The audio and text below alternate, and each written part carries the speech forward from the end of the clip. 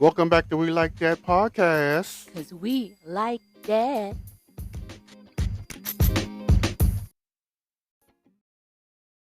What up, everybody? This is Joe.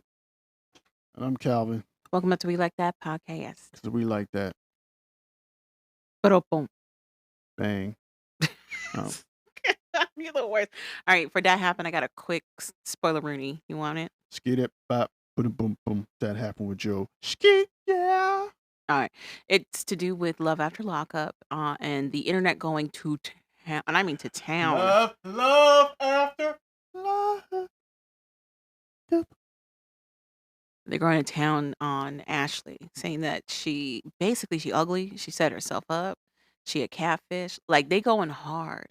And it's a lot of black women going hard on this girl and not saying anything about Julius, who, mind you, was in a unethical open relationship.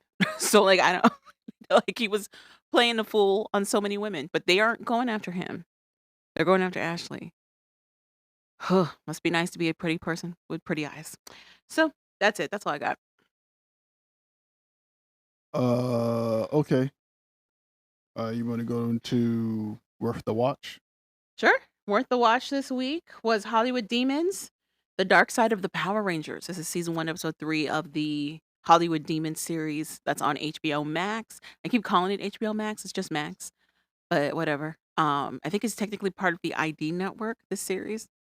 So if you've got Discovery Plus or you have regular cable, you can watch ID, or you have Max, you can watch these Hollywood Demons series. We watched the one with the dad from Seventh Heaven, Stephen Collins, I want to say his name is.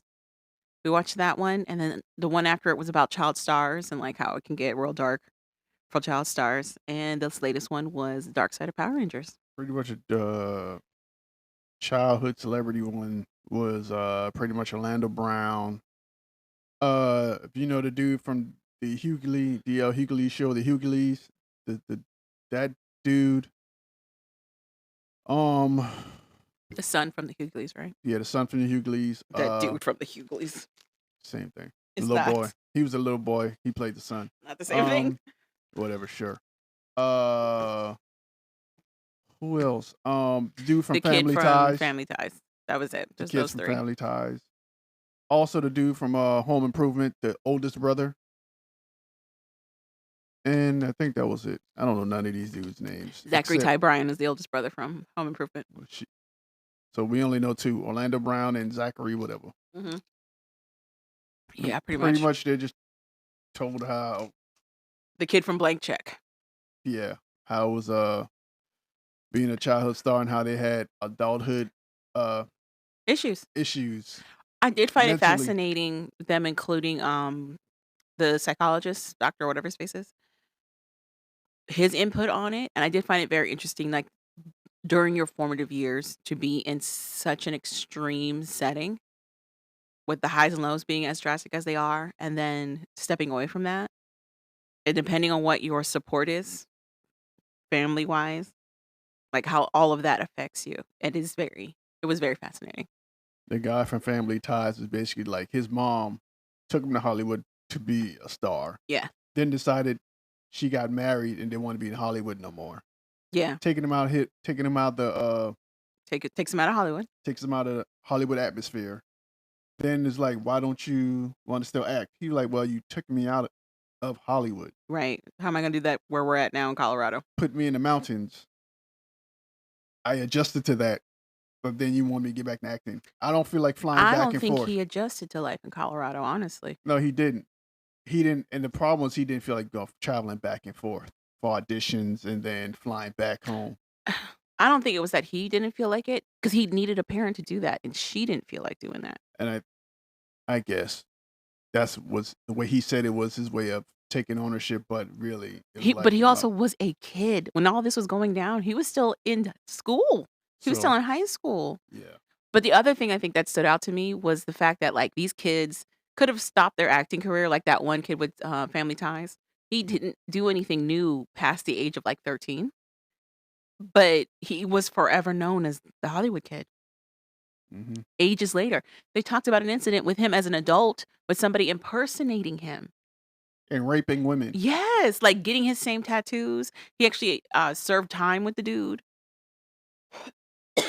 and then he was a serial rapist pretending to be him. That's crazy. Yeah, it was weird.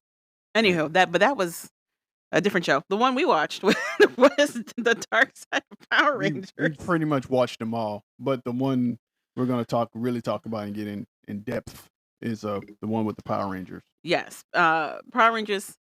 Do you remember where you were when you first watched Power Rangers? No, I was home. That's all I can tell you. So you're saying Power Rangers wasn't a big deal to you when it came out? You were like, N- whatever." No, I watched it like everybody else, but Wait a minute, how I old was would you home have been? You would have been 12? Came out in 93, 11, 12. about 10, 11, It came out in 93, you couldn't have been 10. 10, 11, You couldn't have been 10. 10, 11. Calvin, math says you would have been 11, 12. I don't give a damn about math. Math is not important anymore. Numbers are just numbers. So who cares? 10 or 11. Oh my gosh, how old would I would have been? We couldn't have been both the same age when this came out, Calvin. Moving right Anyway, along, 10, 11. I remember exactly where I was when Power Rangers came out on Fox Kids. It was right after school. It was an after school show, and we used to still have that for kids. I watched it with my sister and my brother. We were glued to the TV. We were like, "This is amazing. We've got kids with attitude, saving the world, saving the world, ditching class regularly, not getting in trouble for it."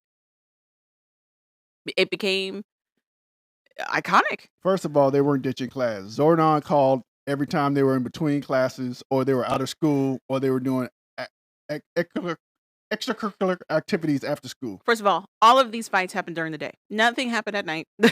Nothing happened Because Zordon made sure they in the were home after before the hours. curfew. It was all during the day. Because all bad things happen before curfew. We all know that. It's so crazy. Everyone, So crazy. where were they living from? Angel Grove. Everybody in Angel Grove went to bed after 8, Jamon. I think everybody at Angel Grove went to bed at 5. I think they ended after 5. 8. When the street lights came on, everybody in Angel Grove was in their house going to sleep, Jamon. Even Mhm. criminals. Do you know what state Angel Grove was supposed to be in? LA. No. I don't care at this Also, point. LA is not a state. So anyway, California? Is that better? I don't think California either. I don't think they were supposed to be be there either. Anyway, doesn't matter. So the point is this show dropped in 93. It was huge. It was a huge, huge show. It's spanned a gazillion episodes, 900 episodes and counting, because there's still more episodes related to Power Rangers coming out.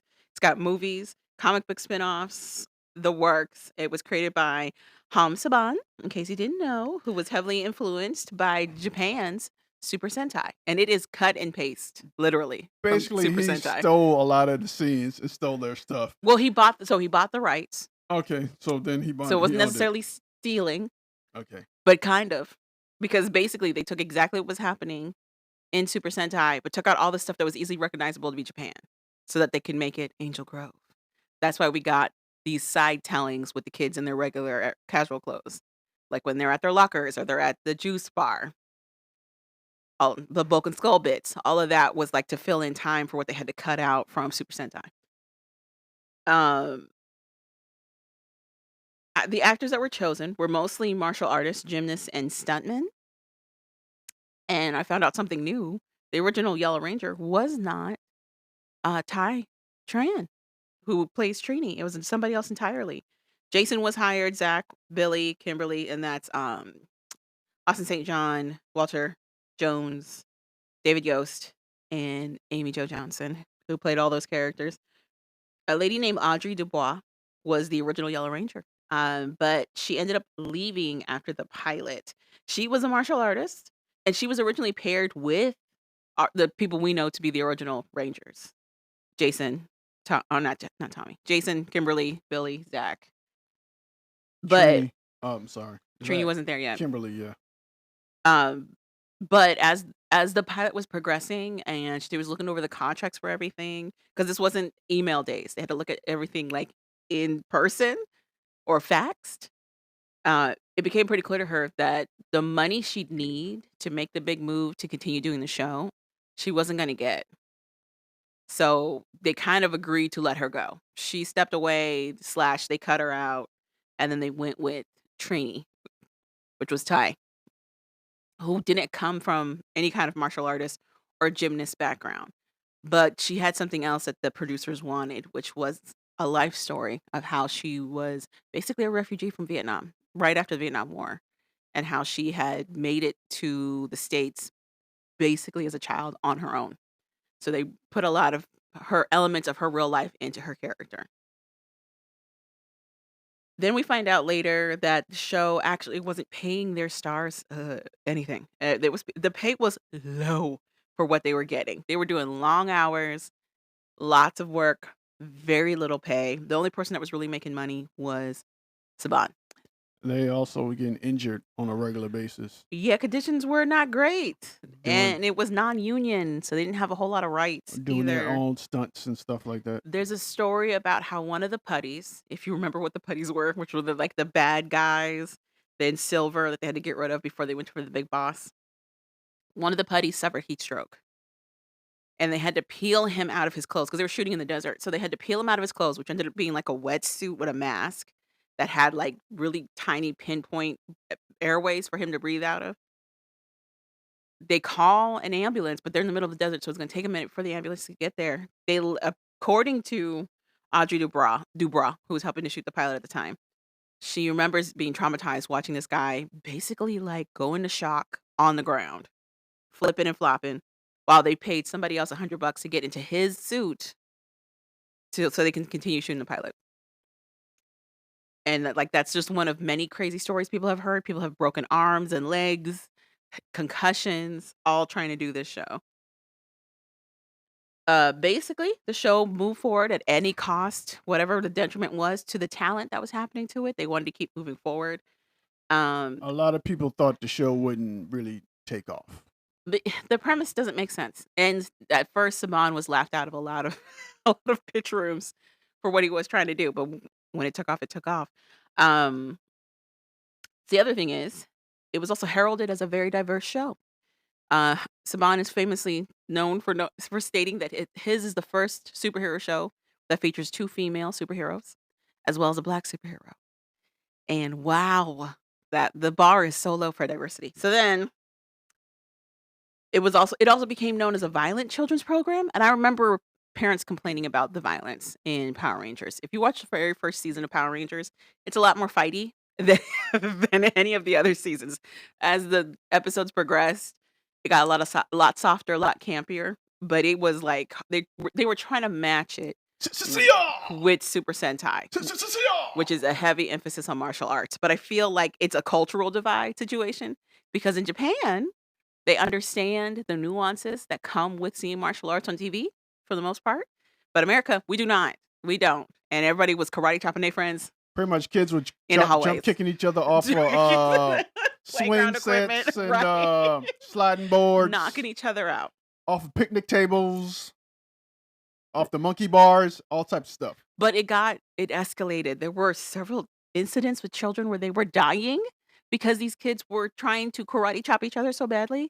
So, Apparently, this little girl had to face up a putty, and these two dudes saw a bad guy and beat this little girl up. that is so sad. It led to Power Rangers putting out a bunch of PSAs, and I remember them. Do you remember the PSA commercials that would come And up? that's when I would turn my TV. Hey, That's when I turn my TV off. be cool. Don't be a fool. Like it was Yeah, I hilarious turn stuff. I my loved it. I turn my TV off at that They're point. like in real life, Billy is an excellent gymnast, and you see him like doing backflips, and he was actually. So anyway, um, They must have did play that part in the South. I remember it distinctly because it's Kimberly and Billy talking about how like in real life they're actually trained, like in gymnastics and whatnot. So don't do it at home. So anyway, later, Power Rangers really started turning a profit once they finally figured out their groove to kind of like appease everybody. They weren't making a whole lot of money on sponsorships, like commercials that were coming on between the show, but they were making over $1 billion in merchandising. Power Ranger toys were selling through the roof. So 3 of the original Power Rangers decided when it was contract renewal time that they wanted a piece of the Merchandising. merchandising. You And remember then which 3? Trini, Zach, and the Red Ranger, Jason. Yeah. So But Austin St. John, Walter Jones, and Tui Tran. Yes. no one cares about their real names. They only You care about Power should. Ranger names You on here. should care. Then I guess they were at some type of TV Fox Event. event where Trini got on stage and pretty much I don't know how true the story is. gave a like semi political statement about how they're not being treated and paid Barely. fairly. I don't know how true this is.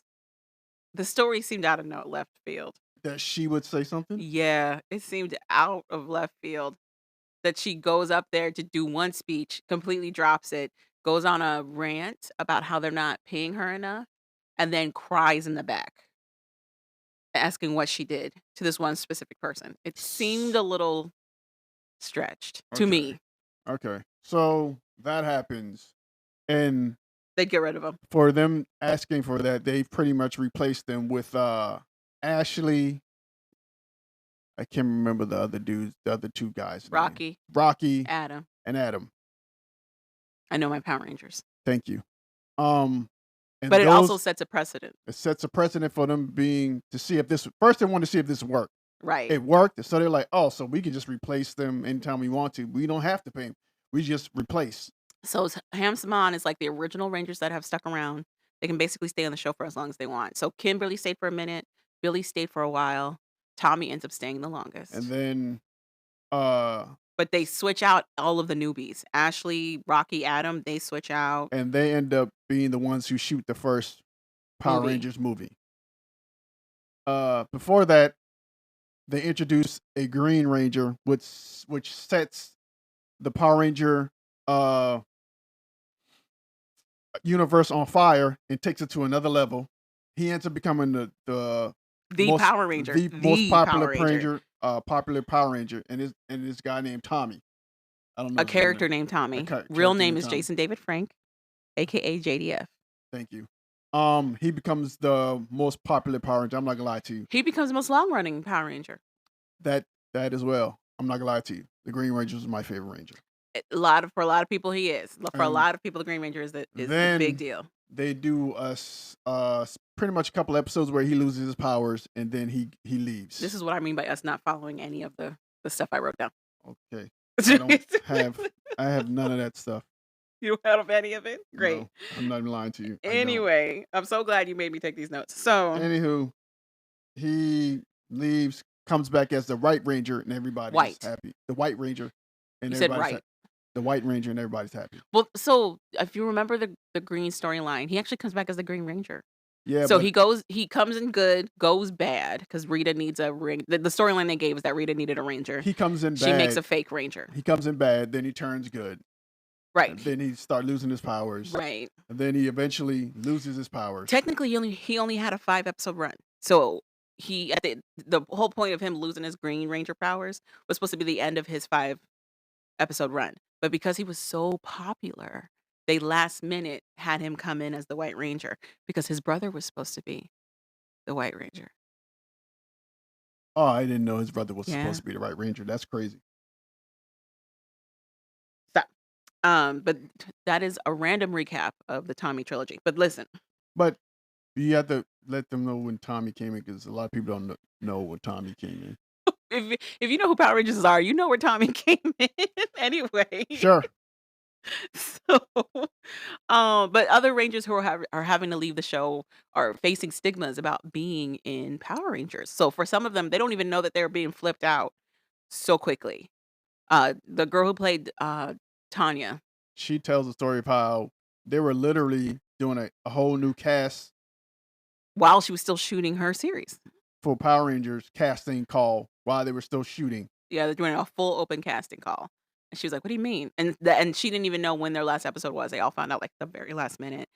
But going back to her real life, like trying to find new other acting jobs, there was a stigmatization around being a Power Ranger. They don't think that you can be a serious actor in any other of the other areas.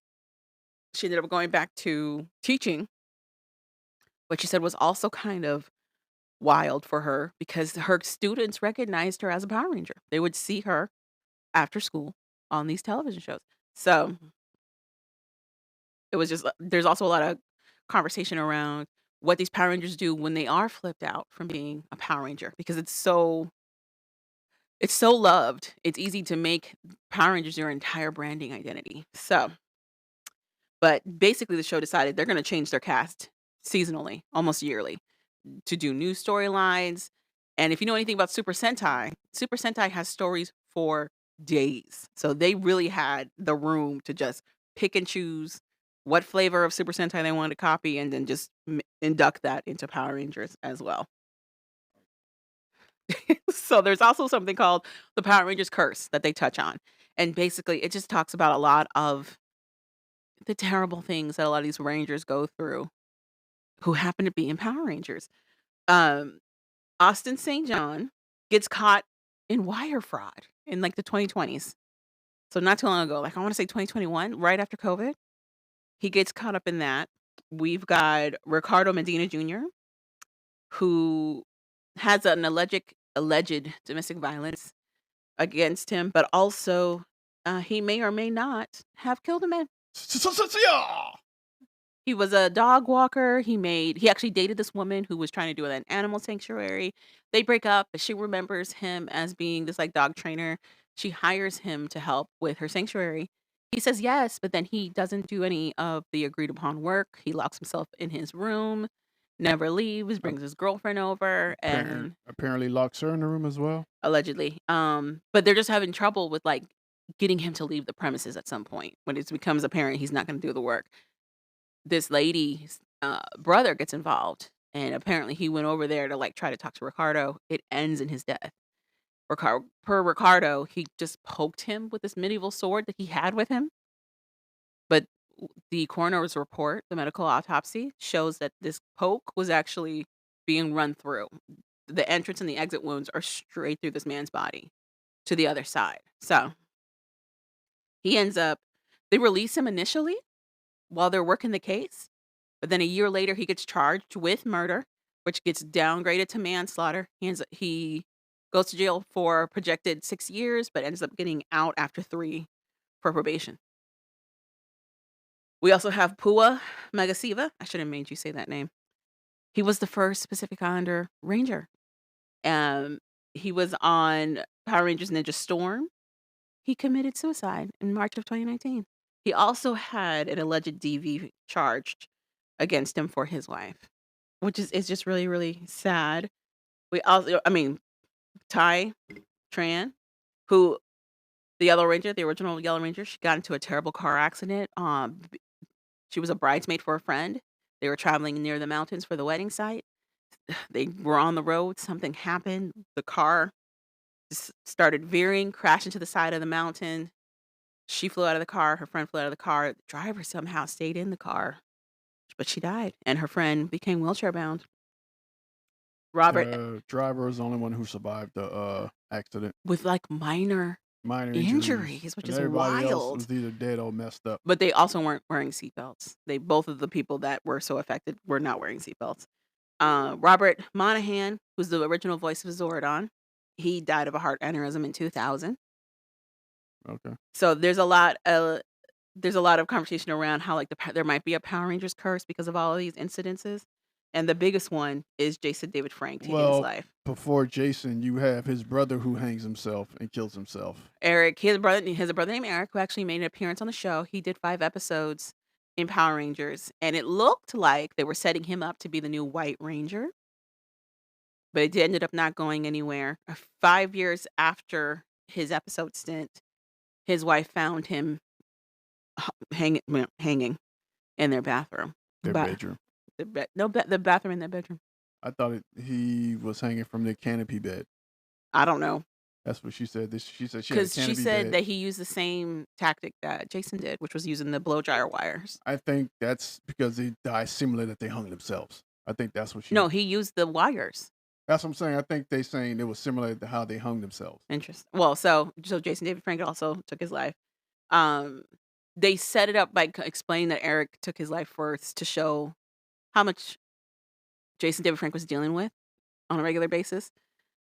They talk about how much love he had for Power Rangers. Like, he would go out of his way to accommodate fans, to make sure that they looked cared for. He would change his travel schedule. He hit as many Comic Cons as he could. He had a YouTube channel. He was on TikTok. He was on all the socials showing, like, his rounds going from Comic Con to Comic Con. He was loved by his fans, and unfortunately, it for a lot of fans, it seemed like it was out of the blue that all of a sudden he was gone. That he had taken his own life at a Yeah, hotel. yeah. Apparently he met up with his ex-wife. She said they had a good time. She wasn't an ex yet, they were still going through the divorce. Well, they She were she had served him papers, and they were talking about reconciliation. maybe going through a divorce, talking about it. She meets up with him. Everything is fine. They go back to the hotel. She goes, leaves. He tries to come back. By the time she comes back up and they finally get back in the room, he's already hung himself in the They had bathroom. to bust in that room. She couldn't get back in the room originally. She had to go down to the desk and ask them to help her get back into the room, and then that's when they found Jason. And that was oh, do you remember when that was? Doesn't say. Okay. Okay. I'm It not was gonna. recent. I wanna say I'm 2022. not gonna remember dates unless they're on It here. was real recent. There was another situation that happened, though. At a Phoenix Comic Con, there was a guy named Matthew Sterling who's dressed like the Punisher and had all of these guns on him. So is a guy who came to which Comic Con again? Phoenix Comic Phoenix Con. Comic Con, and apparently he was coming there to kill Jason Jason David Frank. Yeah. because he was a tainted or He was like, he's a Green Ranger, but he's not my Green Ranger, and he was convinced that Jason David Frank was not only on cocaine, but he was pushing cocaine. I guess it's somebody in the basement told him that. He gets sentenced to 25 years at an Arizona mental health facility. 25 years. That's really interesting. Nah, they find he had a lot of issues then. It's not it's not common for them to sentence somebody that long Yeah, at a they mental found he institution. had a lot of issues, and the fact that he tried to maybe try to actually carry out. uh, Well, he had plans on trying to kill somebody. It feels like somebody pulled some strings. It feels like he's got family in places that can pull some stuffs. Sounds like to me they were like, we just put him up for 25 years in a mental institution. Okay, but what the psychologist also talks about, how, like, it's not normal. He's like, maybe a couple years, if that, for it to be 25 is really, really rare. Yeah, like you said, I think he had some family members pull some strings. And like he needs to be there for a long time. Mhm. He's very mentally unstable. And Before I think when he went to try to kill that dude, they were like, yeah. So with all that, they were and like, then "Yeah." yeah, and he admitted to it, and I'm he just like saying, we so have stories now with people who don't have the best mental health, but they just go to, like, your local they go to state, they go to fed, they don't go to a hospital, and he got sentenced to a mental facility. It's really rare. and yeah, too some states are different. It depends. Arizona does not care about your mental health. We saw that in Love After Lockup, your favorite couple. Well, I so yeah, maybe he did have family members who pushed some strings. Could be a lot of things, but Mhm. that's where he ended up. It's very crazy. There was just a lot happening. But yeah, but back to Jason David Frank, they go over his toxicology report after finding him, and they do their medical autopsy, and they just found, like, a lot of substances in his system, and a lot of them that would have interacted with each other. Ugh, just a lot of stuff, and for a lot of people, they were like, "He just seems so upbeat and so positive." He was actually in the middle of promoting another movie. Him and his friend were doing a more serious venture, a film. It was, like, something about the dragon, like Return of the Dragon or something like that, but it was, like, a relation to, like, a more mature version of Power Rangers, basically. Mhm. Like, he was hyped for that, and then for a lot of people, it seemed like out of the blue overnight, he decided to no longer be here. Also, they diagnosed him with bipolar disorder as well. That was much later. They discovered that actually, we don't even know if that's his diagnosis. That was one of the drugs in his system they found that's related to treatment for bipolar disorder. No one formally announced that his diagnosis was bipolarism. I thought that's what that doctor said. He said this drug is commonly used for people with bipolarism. Sure. Okay. Whatever. But that was it. They talked about a lot of sad stuff for Power Rangers and how Power Rangers is basically still going on. It's still moving. And how Disney pretty much bought the rights to Power Rangers, Power Rangers, and now they're part of the union, so they get paid better. they They have have better better protections. protections and working hours and everything. So they probably still don't make a penny as much as they should. Well, Apparently, it's the Power Rangers still one of the number one selling merchandise merchandise wise, shows yes. wise cartoons. But it's because of us. Our age group is what's buying a lot of that stuff and R- keeping the interest alive. really, Yeah. we need to find something to do with ourselves. Listen, times are hard. We gotta find happy where we can find it. I guess so. But that was the end of it. I found it very interesting. I like their little Hollywood Demon series. I'm interested to see the next one. I think is Housewives. I don't really care for it. I don't really watch Housewives, but it'll be interesting either way. And now moving to You want to do 90 Day 90 Fiance? Day Fiance, Love, Sweat, and Tears, season 11, episode 8. Yes. Which couple you want to start with first? Mark and Mina. All right. So Mark and Mina, they're still at the family. What is this? Getaway? Cookout? Meet up? What is this thing? Family get together. Where they were all still teaming up on Mina. It's right after they had all teamed up on Mina about this prenup, and she left upset to cry. And then it's Mark just being like, guys, I don't know, blah, blah, blah. Like he's just so lost in the sauce. He's like, I don't know why she's upset. I don't know why you guys brought up what you brought up. Why can't everybody just be excited for me and happy? And everybody's like, no, man, there's all this other stuff going on that you refuse to address. And he's like, I don't know what to do. And then his mom is like, well, why don't you go check on Mina? He's like, okay, I guess I'll go check on Mina. He makes his way over there to an upset Mina. And he's like, are you sad? And she's like, yes. Dude, like you're picking on me. Why would you do this? Why aren't you standing up for me? And he's just like, I don't, my family means the best. He's the worst. His mom has to come over and actually say some sensible things. Did you feel like you're being ganged up on? I hope you don't feel that way. It was out of love. It's us trying to protect each other. I understand that if you took it the wrong way because it was a lot of people saying stuff at one time. You are here by yourself. We recognize that. We want you to be part of our family moving forward. Like it's his mom saying all this stuff to try to help validate her feelings and not Mark saying it at all. And then it's his mother also trying to get Mina and Jordan on the same page. Which in my opinion, I don't think they really did, but whatever. What we see is Jordan being like, "Mina, you owe me an apology. You owe me an apology for what you said." But Mina gives it to her. She gives her an apology, and then Jordan gives Mina a half-ass apology back. And the mom's like, "So is Jordan, invited back to the wedding?" And Mina's like, "Sure, Jordan can come to the wedding." But is that the end of it? No. I don't know. The last part of it is when it's finally just Mina and Mark again, and they're back in their room. She goes, "What is this about this prenup? I'm not signing a prenup." And Mark goes, "I thought we already discussed this." And it's like, "When would you have discussed it, Mark? When when would you have discussed this with her? What are you talking about? Why do you think you discussed this with her?" So Mark is still like, "I don't know what to do because Jordan wants the prenup, but Mina doesn't want to." And it's like, "What do you want, Mark? You don't want marrying her. What do you want?" He's the worst. Whatever doesn't affect me. Oh, At he's the least worst. that's what I want. All right. That's all for Mark and Mina. Amani. I want to save them for last because they're my favorite to talk about. Juan and Jessica's real quick. Jessica meets up with her friend Megan, who she rehashes to us is very upset from the last time her and Juan talked with her because she found out that Juan did cheat on Jessica and Jessica knew about it and decided to stay with Juan and also had maybe her own little emotional fling with an old flame as well. And when they give Megan a confessional, she goes, "I feel like I was betrayed by both of them." Basically, Megan is way too invested in somebody else's She's relationship. like, "Once you destroy my trust, it's really hard to build it back up, Juan." And it's like, what?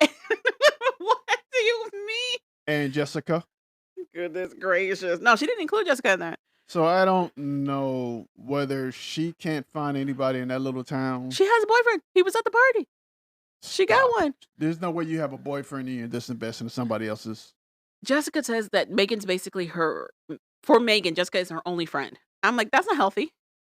That's not healthy. It's not that it's not healthy. It's the way everything is going down in that friendship. That means it's toxic, which means it's not healthy, Calvin. Yes, that's why. It's because Megan is making it very uncomfortable. So it is that it's not healthy. Yes, but what I'm saying to you, the premise of you having one friend is not suspect or anything It crazy. is a little suspect. Not really. It's a little suspect to me, especially when you went out to that friend group. None of those other people are your friends. Who are those people then? They're all Jessica's friends? What makes it weird is that how invested she is in their relationship To me, what makes it weird and is toxic. That's what makes it weird when and Jessica toxic. introduced Juan to her friends, plural, it was a group of them. And then when they were grilling Juan about him allegedly cheating on Jessica, it was her and another girl. Who are those people to them? If that's not her friends. Evidently, Megan is not friends with the other girl that was helping her drill him. We got so many questions and confused. And that's pretty much it. That's where we leave it. Is Jessica being like, hey, I'm good with Juan now. And Megan being like, well, I'm not. Anyway. Maddie and Steve, I feel are also short. Steve's being kind of dumb right now. Maddie is still trying to get a handle on what his new normal is going to be in the States.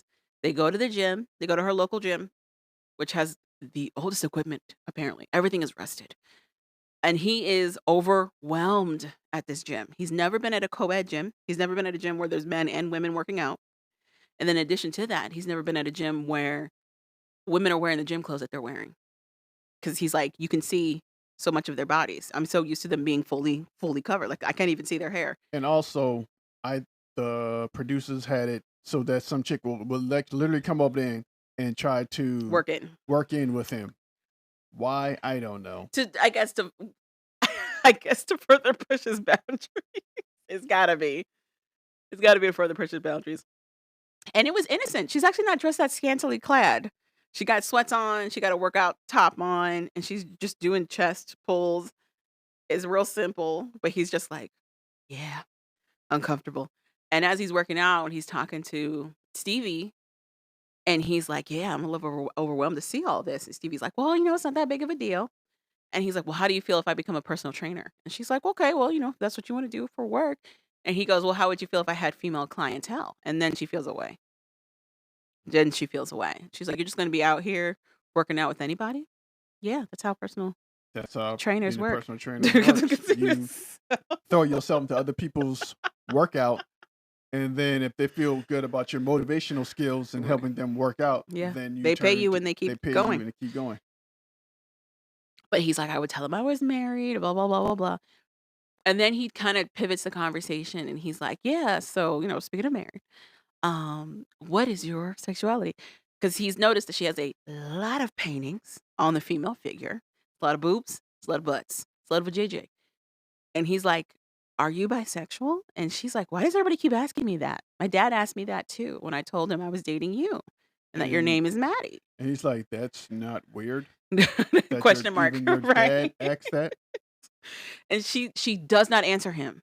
She does not answer him. She gives him this weird roundabout, like you shouldn't even have to ask kind of phrasing and doesn't answer him yes or no, which is just making it bigger now for him because he's like, what are you doing?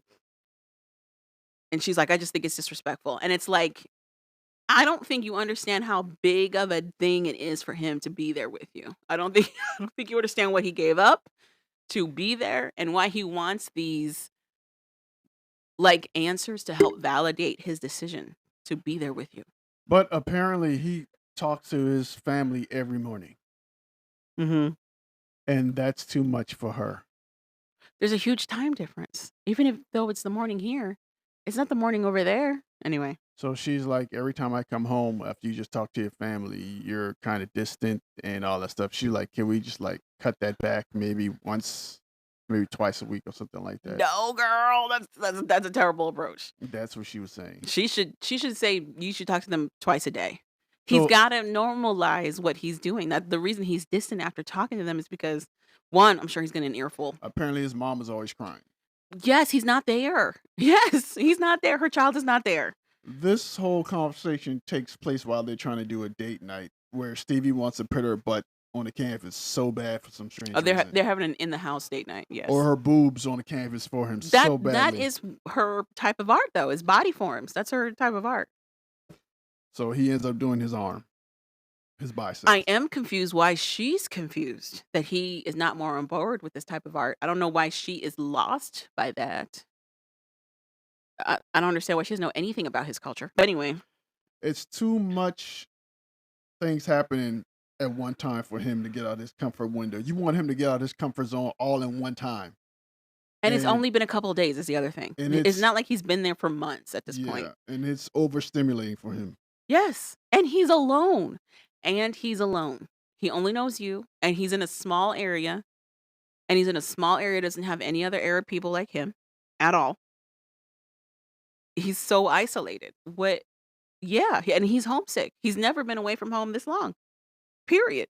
So, but whatever. She's like, he needs to grow up and get over it, basically, is what she's feeling at this time.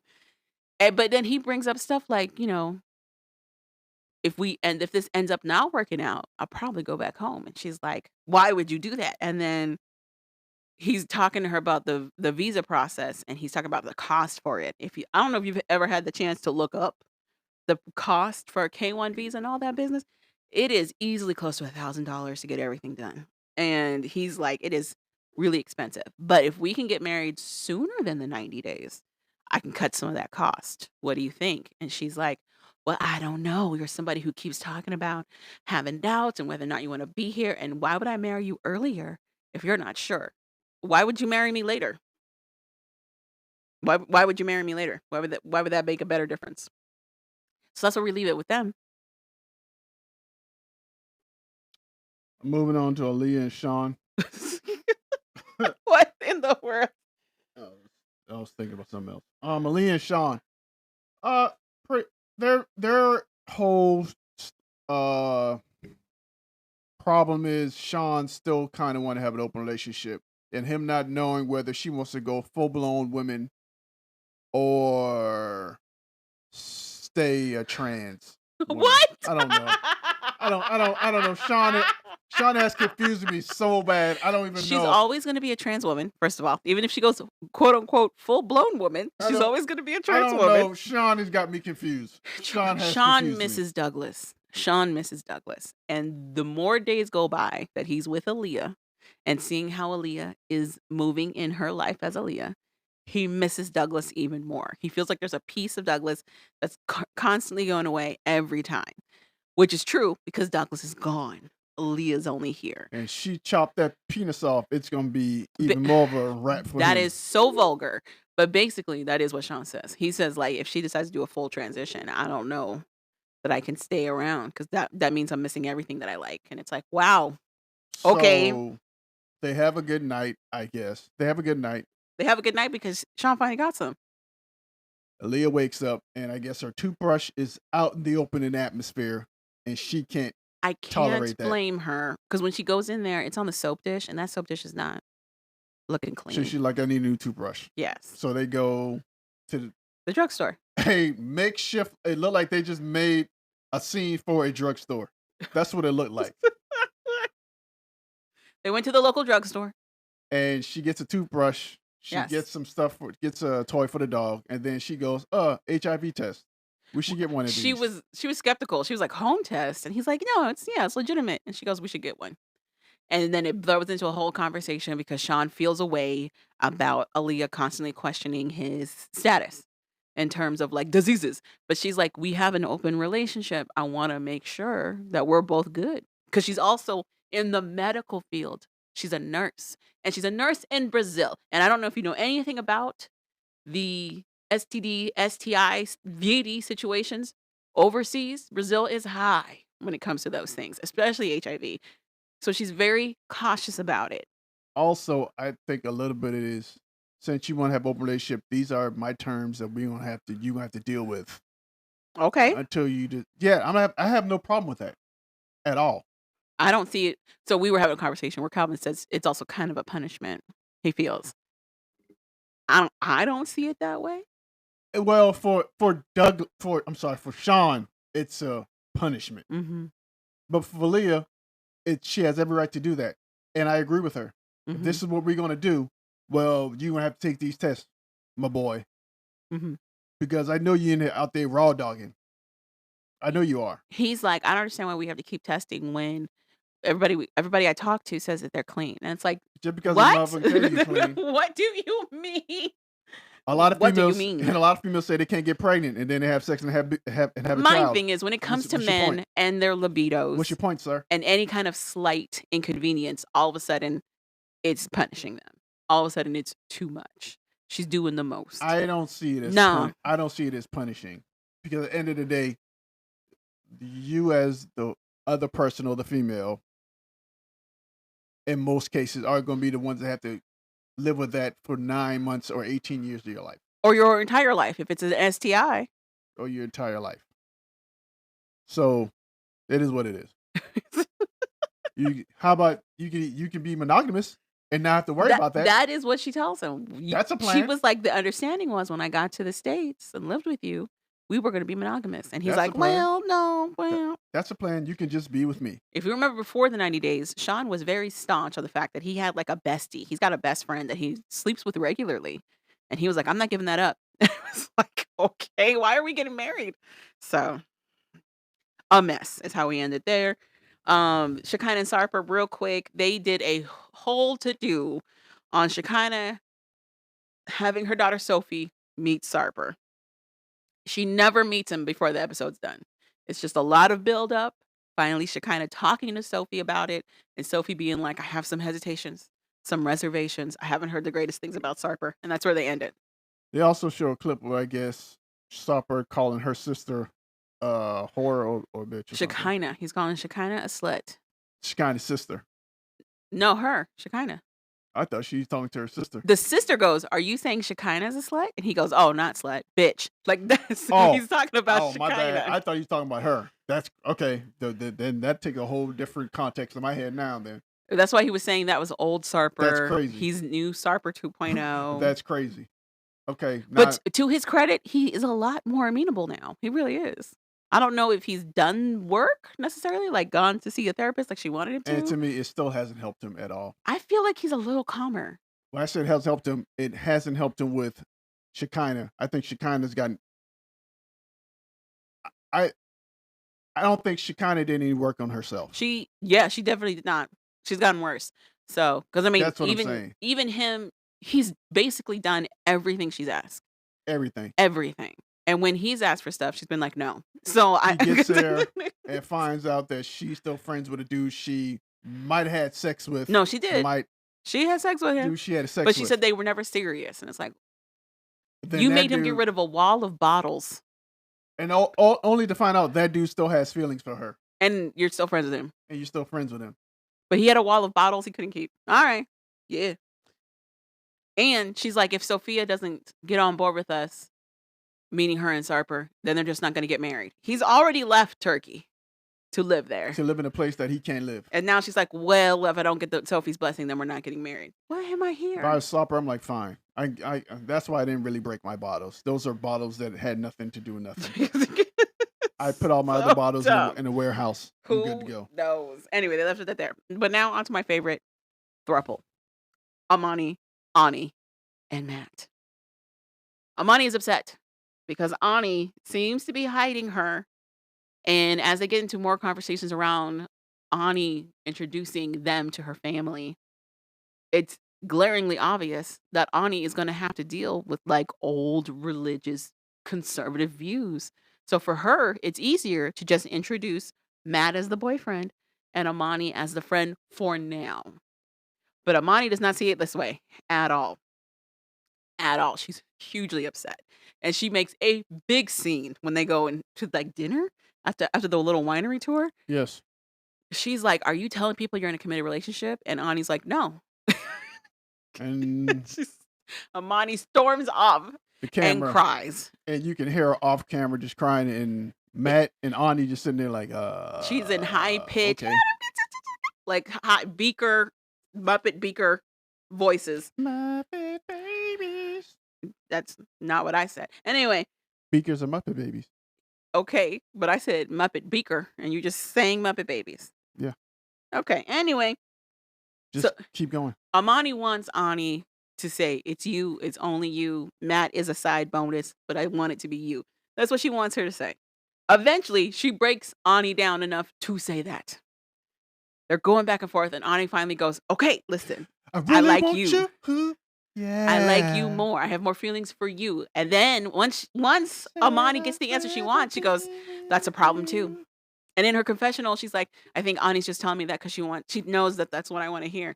Yeah, girl, you've been crying and sobbing for like 20 minutes. Yeah, she got to do something to I stop the wanna be with madness. you. Ooh, yeah.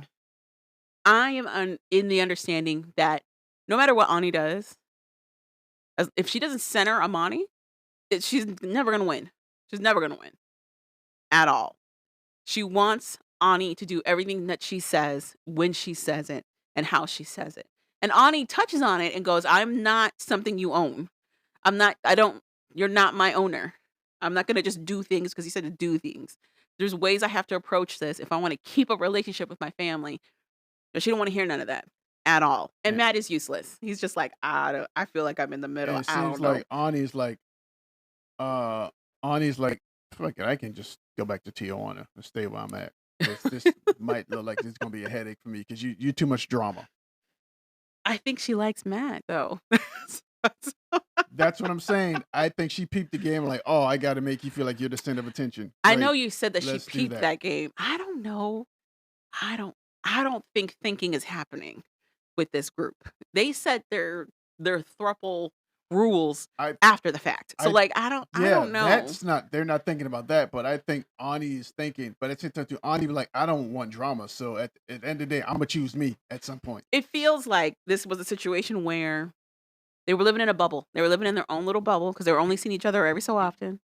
And it was literally just focused on the 3 of them. They went out to eat, they had sex together, they called it a weekend, went back to their lives.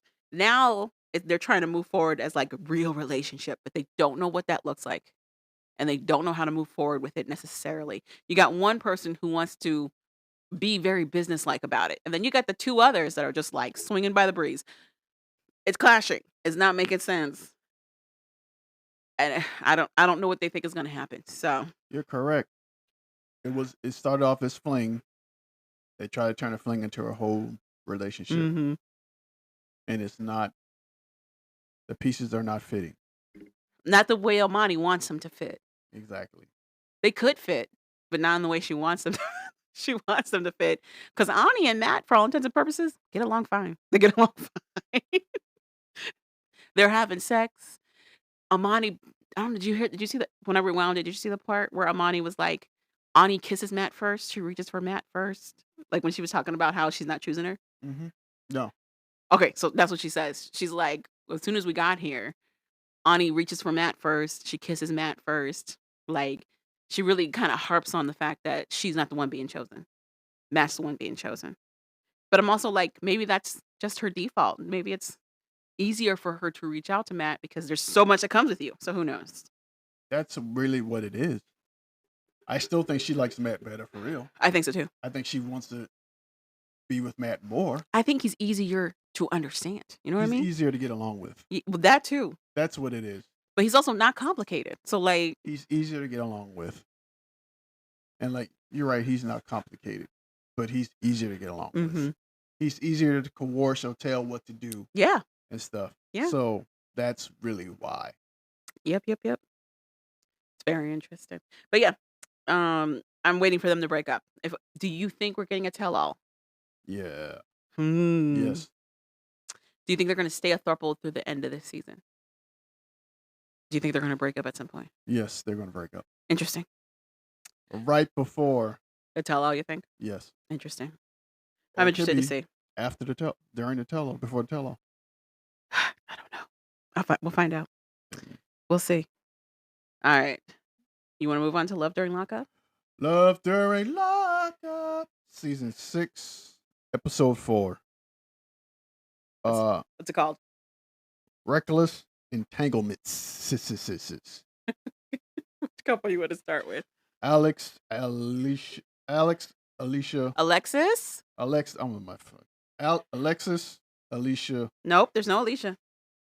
Alexis, Ashley, and Julius. Uh huh. God fucking damn it. Yeah, that's them. Whatever. In case you didn't know, this is the throuple that doesn't know they're a throuple. Julius is dating 2 women simultaneously and trying to not let them know that he's dating them simultaneously. So they wake up talking about last night. They being Alexis and Julius. Alexis and Julie wake up talking about last night. They had sex. Who cares? They do. They care. They talk. Then they're talking about his mom and his sister not coming to see him, whatever. And then they get ready to go meet with them. They haven't seen him in 6 years, the duration of the time he was in prison. So it's kind of a big deal that he has not seen them at all.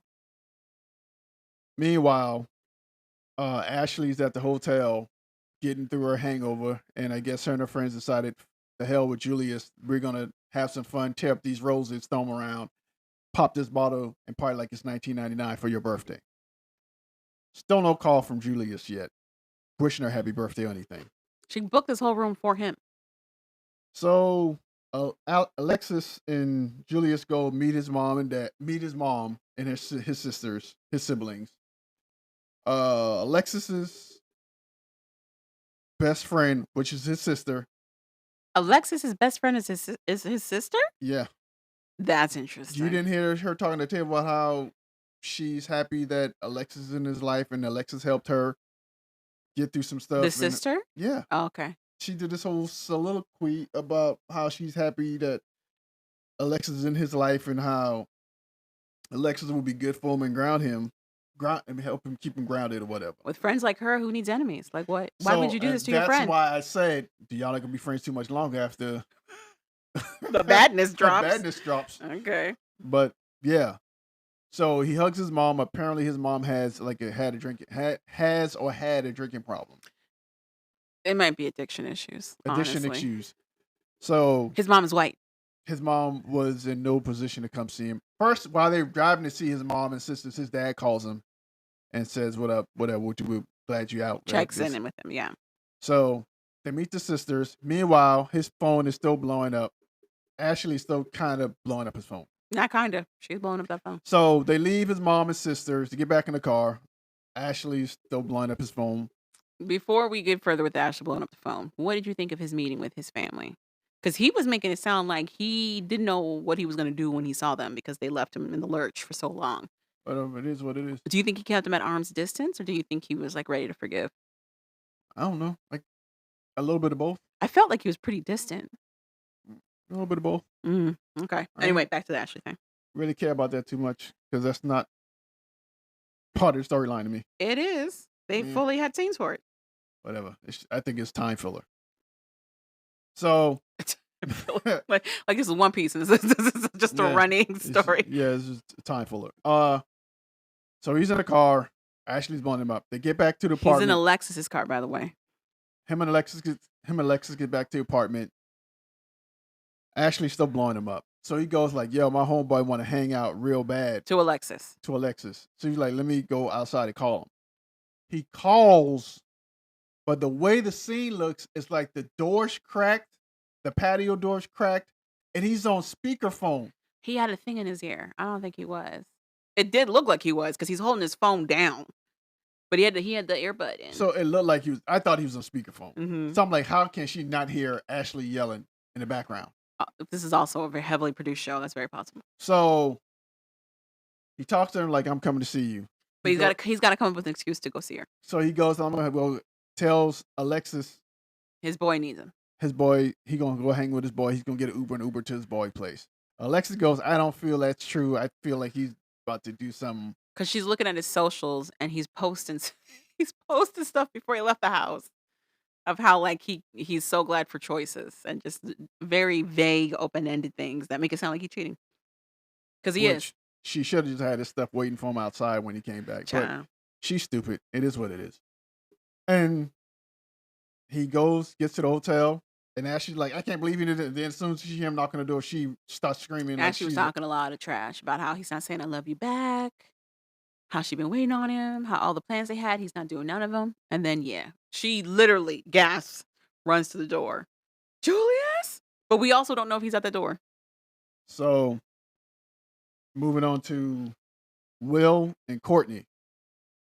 I didn't realize there was such an age gap between the two of these people. He's 33, she's 24. Yeah. That's a nice little age gap. So Will and Courtney mom pulls up to the site to pick her up. Yeah. While they're there, another car pulls up and an older guy gets out the With a car. ponytail. And they're like, "What is happening?" He's like, "I'm her AA counselor." Comes to And they're mind, like, "What? yeah, he's their AA counselor. His name is Danny. And I'm just here to see Courtney off and Is wish her he luck. the counselor?" Because when she walks up, he goes, "Yeah, babe." It's Oh, given he's also dating her. Anyway, continuing. who knows? Anywho, so finally Courtney gets out after a couple hours. Before the get out, what did you think of the hotel setup with Will? Oh, so Will has a confession about how he's gonna get real kinky. He's gonna tie her up, Yep, shove things in her, apparently. shove things maybe in his butt, Maybe. and And just be, he said, we're having sex on all surfaces. All the surfaces.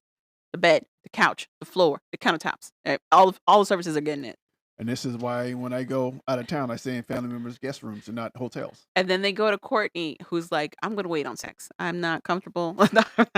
I don't Well, want to do little did anything. she know, we're gonna have her spitting on something. Will said they've been talking about sex this whole time. But I also feel like there's talk and then there's, doing, which is two different things. Well, she gonna do something. Also, Courtney says that Will is her first nice guy, which is not great. That's not great for Will. So we'll see. She gets out, they meet, they kiss, Awkwardly. they talk, and that's Awkwardly where we again. leave them. Brooke and JK. They're quickly becoming my favorite couple. They get to the house. His stepdad His is mom's like, house. his stepdad's like, "What's up, brother?" No, his stepdad said, "What's up, dummy?" That's what he said. Yada yada yada. They get in the house. Apparently, there's another person staying at the house. They got a roommate. We were like throuple situation. I don't know what's going on. So then she's like, "Yo, you guys can have her."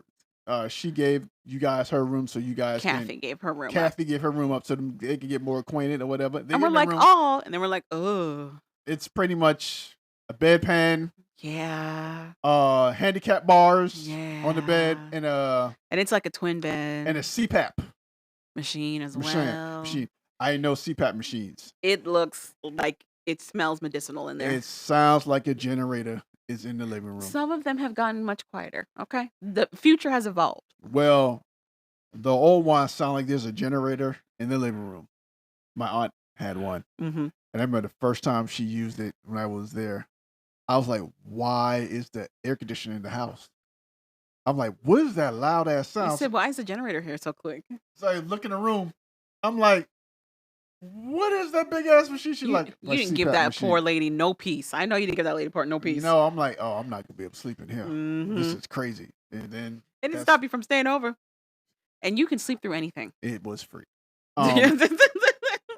So now JK is trying to convince Brooke to have some sex on this handicap bed. He's like, let's get in, girl. And she's like, no. No. There's literally a portable toilet right here next to us. Like, nah. Even We're in your mom's house. They're don't- literally right outside the door. Nah. that will He be- gets mad. That'll be a sex killer for me. He gets mad. He's I like, tell come you on, this, girl. Some girl take me to their house and we go in that room like that. I'm like, First of all, they didn't even go that no. far from the kitchen. So, No. like, we're right there. And all of this in the room? Fast forward to next morning. Apparently, she got it in. Apparently, it was the time of her life. Apparently. Apparently so. She's like, it was the best. It's a 10 out of 10. There's no way it was a 10 out of 10, girl. There was no way. Apparently, he talked her right out her drawers. Apparently. She didn't have any drawers on, remember? She was going commando with that shirt dress. Well, he just hiked it up and went to town. I guess so. He said he got to eating. I said, I don't need this. I don't need to know. So they go in the living room the next morning. The mom gave him condoms, like, wrap it up. That was the night before. He's like, nah. And she gave him magnums. She had the audacity to give him some magnum I didn't see condoms. what kind they were. They were magnums. I didn't care. And they go in first. When he first gets to the house, they trick on him, like, see how far you can go With your ankle monitor. with your ankle monitor. So he goes to the garage, goes too far. All of a sudden, these bells and whistles start going off. He freaks out and comes back in the house. Comes back in. It's them with a bullhorn. With a blowhorn doing stuff. And like April Fools. I was like, that was actually kind of good. So now fast forward, he's in the living room, getting ready to go see his PO. He's got 9 hours to be out of the house, but he has a curfew that he's got to be back in by. He goes see the PO. Brooke takes him, and he's there for 2 hours, and he's still not out. Yeah. So the mom calls and said, how about you go in and see what's going on? Yeah. So Brooke finally gets out the car, goes in, and that's where we leave it at. Yep. Moving on to Kiana Mm-hmm. and We Demo Trick. we thought there was an N in there. Nope. Demo Trick. Demodrick. Demodrick, who met his girlfriend when he was 17 and she was 13. Demodrick. And he was like, yes, this is a good idea for me to date somebody like this. Yes. So she works a gazillion jobs. This woman is a Jamaican. She works 15 jobs. So she leaves one of her 15 jobs to go pick him up to take him to an interview. Yep. He goes to an interview, has the interview, gets back in the car. His phone is blowing up. It's Jawalia. There's an I. Whatever. Who's his baby mama? She's got 3 of his 6 kids. So eventually, Kiana drops him off. His boy comes and picks him up and takes him to the restaurant to meet Jawalia. He's got to keep it under low because, one, allegedly, he's cheated on Kiana with Jawalia twice, according to her, but they might have been broken up. But the point is, he had kids, though. Pretty much, he cheated on her with her every time. Allegedly. No, because he's got other kids. It can't be her all the time. So he was cheating on both of them with other girls too. Who knows?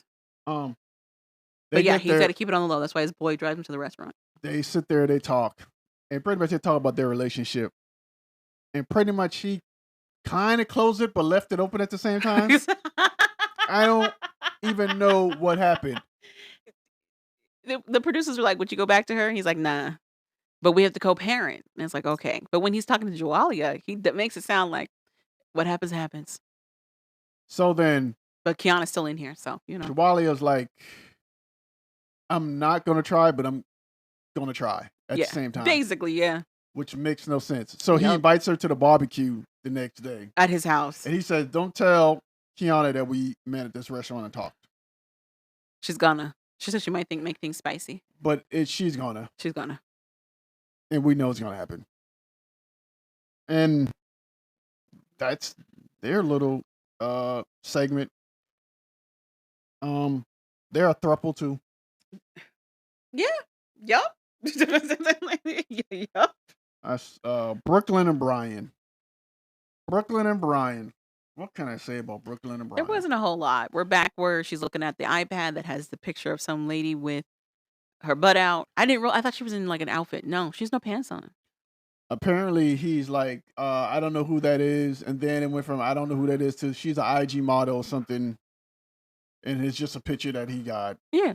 And they pretty much argue about the picture. Apparently it goes nowhere because she forgives him. Well, she talks about how she was cheated on by her baby daddy before. And she thought that Brian was different. And he's like, yeah, baby, it's only you. That's where it ends. That's where it stops. And that's their... It was what? Maybe a scene, if that? Yeah, it was very short. Michael and Joey. Michael's going back to jail. Michael might be already in jail. He's probably in jail right now, watching his show. Yeah, Michael's pretty much done. Because he was saying stuff in prison about how he's going to go clean. Now he out, and he's like, they didn't tell me what to do. I'm going to do what I want to do. Exactly. And apparently he figured out how to unreset his phone and get all his messages. He's like, they save stuff. Samsung save stuff. He got all his messages, and pretty much the people are trying to make sure it's him. They want dick pics, and they said, beware of the bottoms in the area. Can't wait to you're back. And apparently he's been tearing up all the bottoms in that area because they can't wait for him to get back in these streets. Michael's like, Joey's like, well, they go eat breakfast. They go get breakfast. Because he eats his meat lover's omelet. And it just gets weird. Michael basically tells Joey, I'm not checking into the halfway house. Let's go get a hotel room. That's what we're going to do. And Joey's like, you have to check into the halfway house. It's not really a halfway house. It's a sobriety house. Yes, but it's still considered a halfway house for the prison. Okay, so he checks into the sobriety house that he's already checked into before and left before and failed. Well, he got kicked out of it last time. He got kicked out.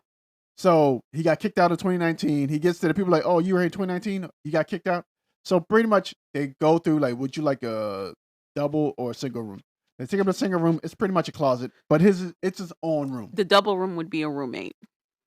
It's his own room. So But he's not happy. He's already out. He's already not gonna be there. And they're like, you sign out, and then you You say have where to you're be back going. by You got to be 10. back by 10. He's already said if you're not back by 10, it's like $20. You got to pay a fee. Yeah. He's like, well, you already get your look at And they Joey. do a UA. They do a urine analysis. Yeah, he already told Joey, get your $20 ready because I'm not coming back. Yeah. So now Joey is walking in the streets crying to the producer, trying to figure out what he's going to do because He feels stuck. Michael is not doing what he's supposed to do. Yes, he feels stuck. And I'm like, why won't you just get in your car and just drive the hell off? He's like, how do I save him? And it's like, you don't. You drive to his mom's house and say, I try, he can't be saved. Keep it moving. And keep it moving. I agree.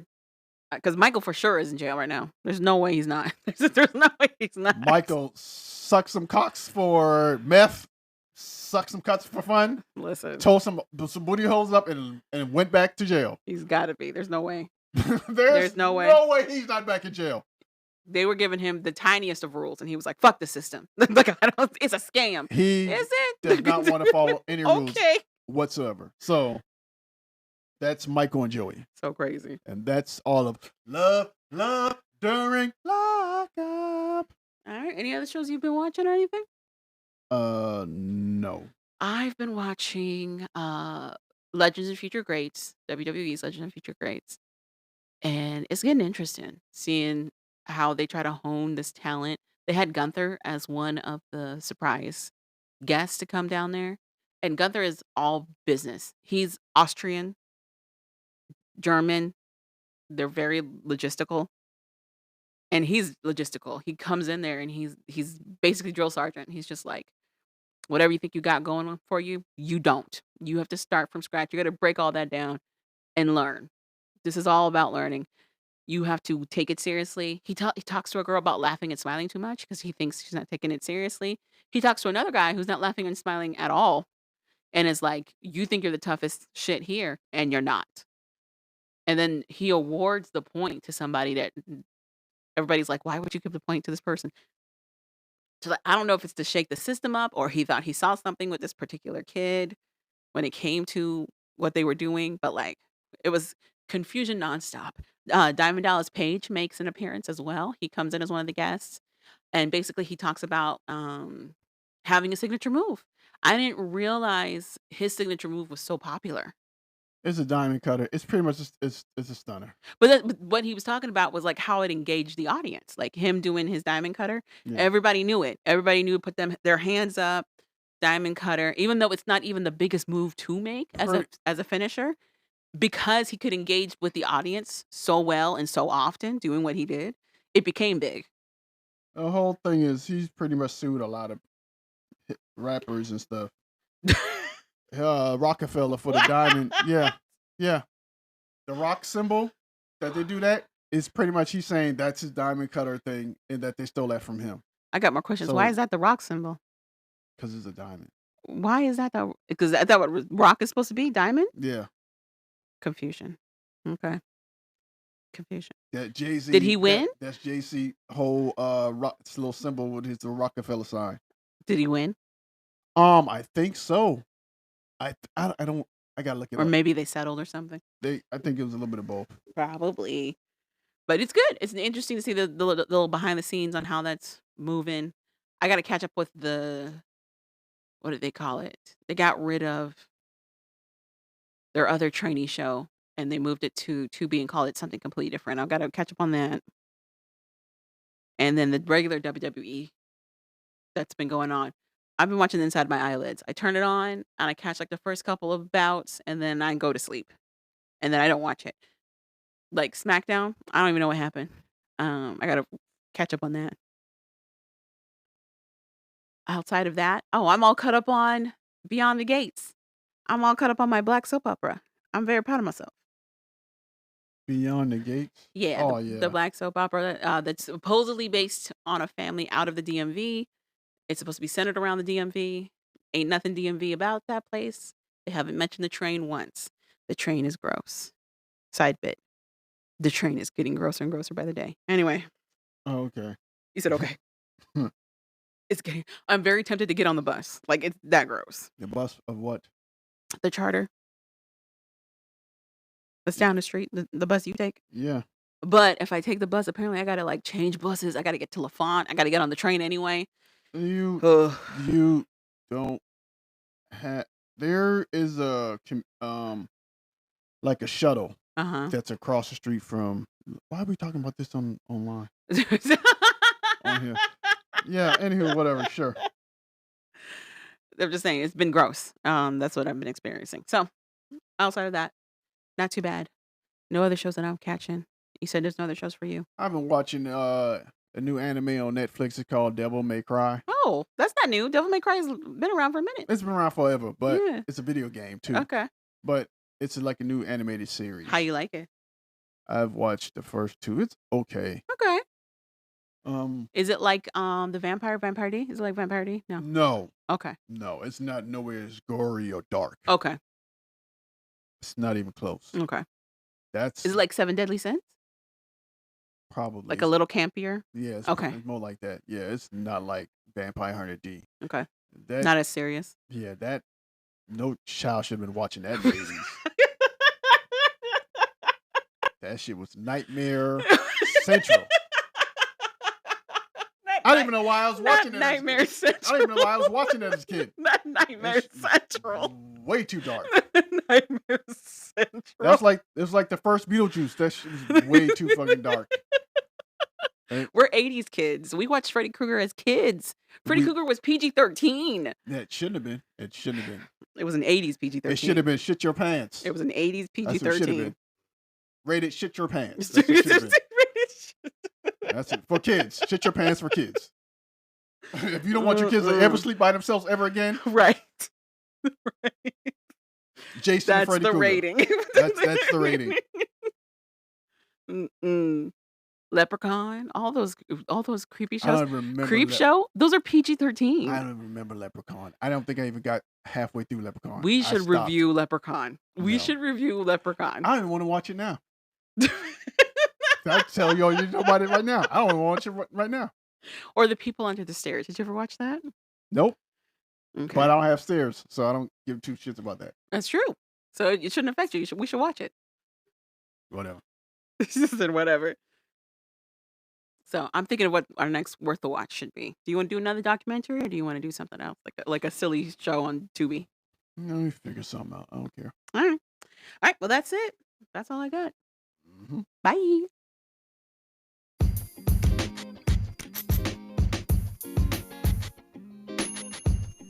Thank you for listening to We Like That podcast. So we like that. Go ahead and click that subscribe button. You know you want to. And rate us 5 stars. I'm Javon. I'm Calvin. Later, people. And we're out.